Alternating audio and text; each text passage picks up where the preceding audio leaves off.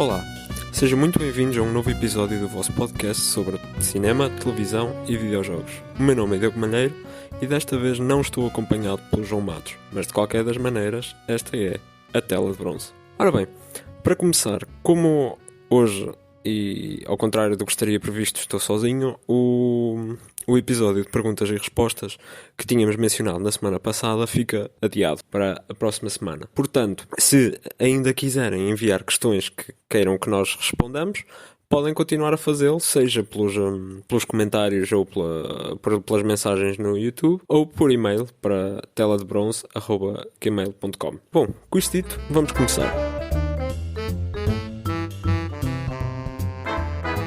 Esta sexta-feira estreou na Netflix a terceira temporada de Ozark. Eu tive a oportunidade de ver o primeiro episódio e tenho a dizer que gostei bastante.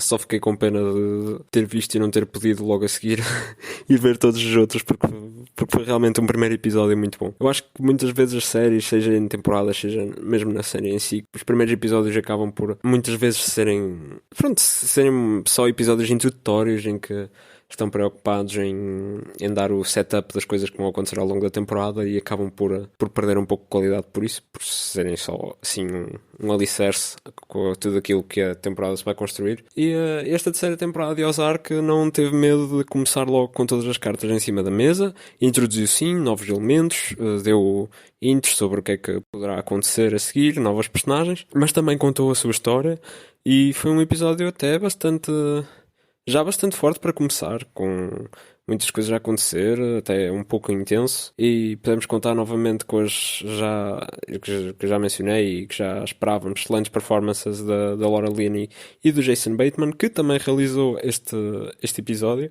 e foi mais uma vez um episódio com a excelente realização do Jason Bateman. Recomendo fortemente esta série, já tinha falado que é uma ótima série de crime, que acho que mais pessoas deviam ver, acho que não é suficientemente apreciada, que apesar de ter uma primeira temporada que tudo bem, não se pode dizer que a primeira temporada foi particularmente original, a série não se destacou logo de início no meio de todas as outras séries de crime que existem. Ao fim e ao cabo temos mais uma série de um gajo que tem que lavar dinheiro para um cartel, mas mesmo assim Ozark destaca-se principalmente não por causa daquilo que faz no género do crime, mas pela forma como intercala, por exemplo, o elemento da relação familiar, da família, da personagem do Jason Bateman. E isso foi algo que melhorou bastante na segunda temporada e a série começou-se a destacar, e agora na terceira a identidade de Ozark está completamente definida, portanto isto tem muitas pernas para andar. Portanto, uma forte recomendação. Com isto dito, vamos às notícias. Portanto, temos mais um adiamento entre muitos outros que aconteceram. A Wonder Woman 1984 foi adiado para 13 de agosto, é um adiamento de cerca de 2 meses, se não estou enganado. Esta confirmação foi dada pela Warner Brothers e pela Gal Gadot também no Instagram, onde até revelou um novo póster, e surge depois de terem começado a aparecer rumores de que a Warner estaria a planear um lançamento exclusivamente digital. No entanto, eles realmente ajustaram o lançamento do filme e vieram dizer que, aliás, até mesmo na publicação feita pela Gal Gadot, no póster dizia lá dia 14 de agosto exclusivamente nos cinemas. Portanto, eles vieram aqui dar a posição muito forte de que esse rumor era falso e que o filme continuava planeado para lançamento nos cinemas, apenas iria acontecer um pouco mais tarde. Esperemos que efetivamente nesta altura possamos ir ver o filme e que esta situação toda em que vivemos agora já tenha passado e já se tenha acalmado, e possamos todos depois ir celebrar com este filme, que por acaso ainda não tínhamos mencionado aqui, mas tanto eu como o Matos estamos bastante entusiasmados. Penso que posso falar aqui um pouco por ele nisso, porque ambos gostámos do primeiro filme e o conteúdo promocional deste, principalmente o último trailer, foi bastante bom. E temos a Gal Gadot com a sua interpretação excelente da Mulher Maravilha, temos o regresso de Chris Pine, temos o Pedro Pascal, um excelente ator, e a ótima realização da Patty Jenkins. Portanto, isto tem tudo para dar certo. Noutras novidades, o que tudo indica, está a avançar a produção de um spin-off de Mad Max, que deverá contar uma espécie de história de origem de Furiosa, a personagem de Charlize Theron, introduzida no excelente Mad Max Fury Road de 2015. Esta notícia surge também a indicar que Anya Taylor-Joy, que estará num dos papéis principais no The New Mutants, mas é também conhecida por filmes como Glass, e aparece também na série Peaky Blinders. Eu não conheço o trabalho desta atriz porque não vi nem o Glass nem o Split, e já vi a primeira temporada de Peaky Blinders, mas a Anya Taylor-Joy ainda não aparece, portanto não estou familiarizado com o trabalho desta atriz. No entanto, o que o Matos também já me disse é que gosta muito dela e que está entusiasmado para vê-la no papel. Eu sou um grande fã de Mad Max. Antes de ir ver o Fury Road ao cinema, tive o cuidado de ir ver a trilogia original do George Miller e honestamente, apesar de eu ter visto uns 30 anos depois da estreia, juntamente com o novo filme que surgiu um pouco do nada, adorei conhecer este franchise e a sua entrada em 2015 com a Estrada da Fúria. Realmente foi algo de surpreendente como o George Miller fez ali um filme que pegava numa franquia tão antiga e já um pouco morta, digamos assim. O último filme tinha sido há 30 anos e fez algo familiar, mas também novo, e destacou-se também nos filmes de ação que andavam a sair nessa altura, e nos filmes de ação modernos, aliás, por causa da sua conciliação com stunts e efeitos práticos com CGI, mas ser tudo mais à base do primeiro, mas conciliar com os efeitos visuais para criar toda a experiência que nós vimos no cinema. E saiu dali um excelente filme, na minha opinião, o melhor da franquia, e só fiquei com vontade de ver mais. Portanto, tragam-me Mad Max, o que vier de George Miller com Mad Max eu aceito, e apesar de não ser propriamente algo que eu estava à espera, assim, de uma história no passado da Furiosa, eu adorei a personagem, mas associo muito a personagem a Charlize Theron, e agora estamos a ver uma atriz mais jovem e uma versão mais jovem da personagem, um pouco diferente daquilo que nós tivemos. Mas acho que isto tem bastante potencial e, portanto, mais Mad Max é sempre bom. Tudo indica que a produção se deverá iniciar algures em 2021. A Netflix confirmou oficialmente a renovação de Castlevania para a sua 4ª temporada. A 3ª temporada de Castlevania saiu alguns este mês de março, agora não me recordo exatamente o dia, mas, portanto, uma renovação bastante pouco tempo depois do lançamento, que é a evidência do sucesso da série. Eu já conhecia a série, conhecia brevemente a série de jogos, o Castlevania, mas nunca joguei nenhum, portanto, acerca disso não posso comentar, mas por acaso comecei muito recentemente a ver a série, depois de me a terem recomendado, e estou a adorar. Vou alguns a meio da 2ª temporada ainda, portanto ainda tenho um bom caminho para andar. E a Castlevania tem assim uma jornada interessante. Foi uma adaptação de um videojogo que saiu um pouco do nada e foi das mais bem-sucedidas, tanto pela crítica como pelos fãs. Eu, pronto, falo novamente, nunca joguei Castlevania, portanto eu não sei bem o que é que adapta, o que é que não adapta, o que é que está bem e o que é que não está, mas penso que o consenso geral seja que é uma excelente adaptação e pelo menos uma boa série é. Temos uma primeira temporada de apenas 4 episódios de 25 minutos, claramente ali um projeto piloto em que eles não sabiam bem o que é que ia acontecer ou não, e acho que a primeira temporada acaba por sofrer um pouco por causa de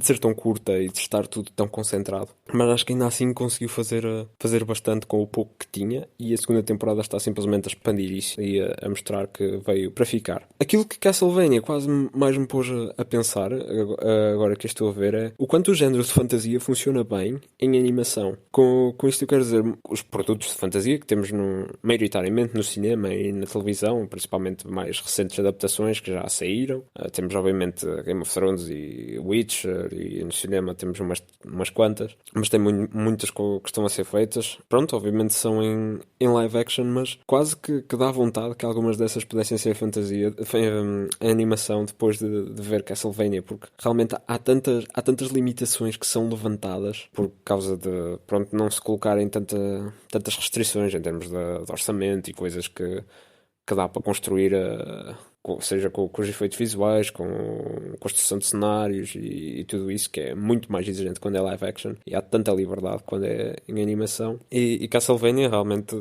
para funcionar em live action, precisaria de um orçamento gigantesco e mesmo assim acho que não conseguiria ter um nível de qualidade. Portanto, se este sucesso de Castlevania pode servir para alguma coisa, que seja para termos mais, seja adaptação ou seja conteúdo original de fantasia na televisão ou no cinema, animado, porque realmente funciona, e temos aqui um fortíssimo exemplo disso. Ora bem, são estas as notícias desta semana. Portanto, sem o Matos não há aqui rapidinhas de bronze, portanto vamos diretos à recomendação da semana.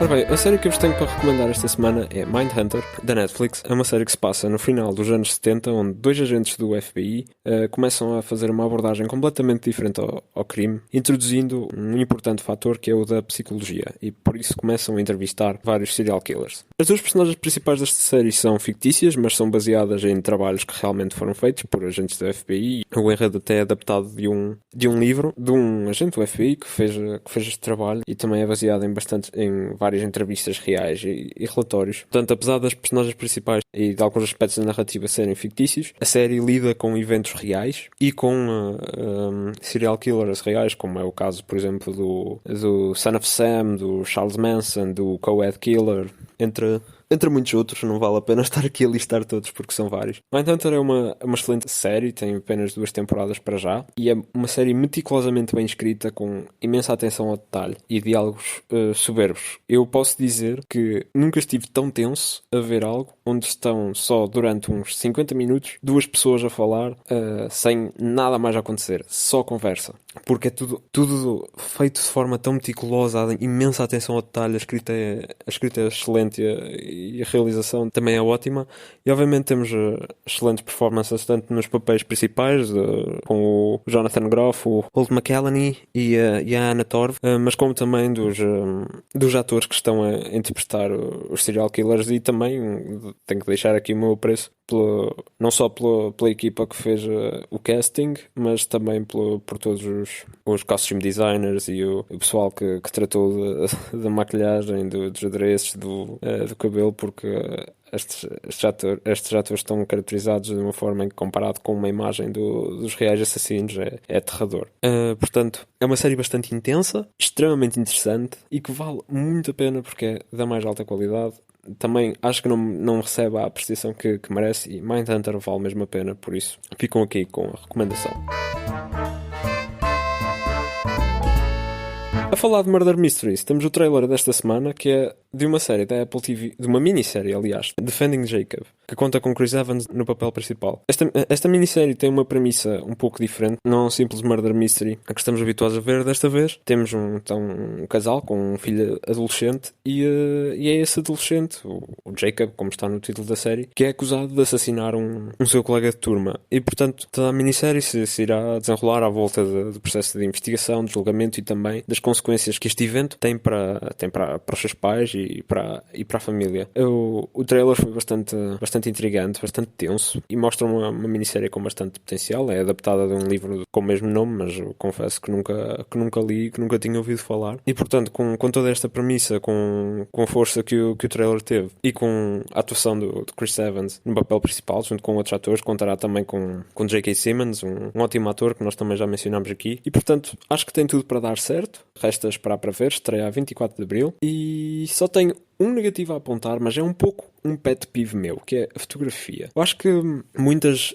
séries e filmes hoje em dia, quando lidam assim com um tema mais dark, têm um pouco a tendência de ter uma fotografia muito acinzentada, muito pouco saturada. Parece que têm medo das cores e, portanto, fica assim tudo, também a imagem muito pronto, exatamente, muito acinzentada e muito desaturada e algo assim um pouco morta e até feia. E isto pode ser uma coisa que para muita gente não interfere, mas é um pouco um pet peeve meu.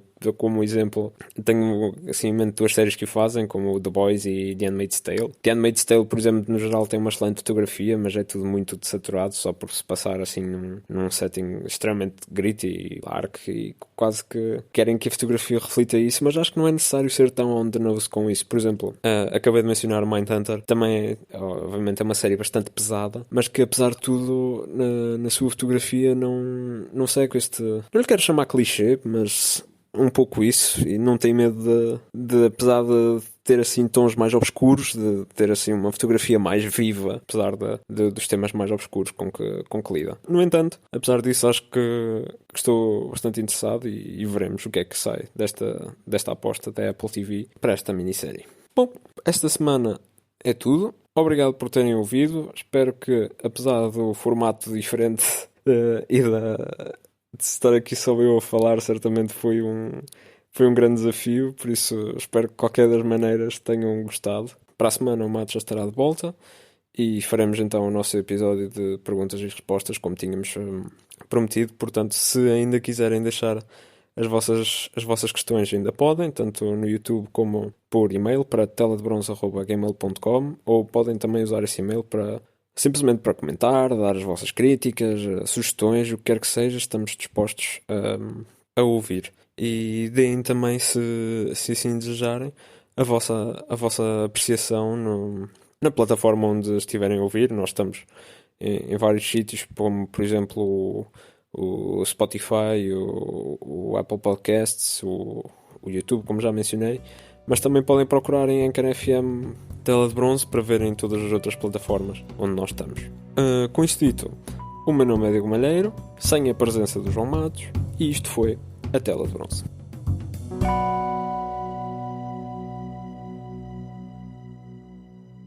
No próximo já gastou.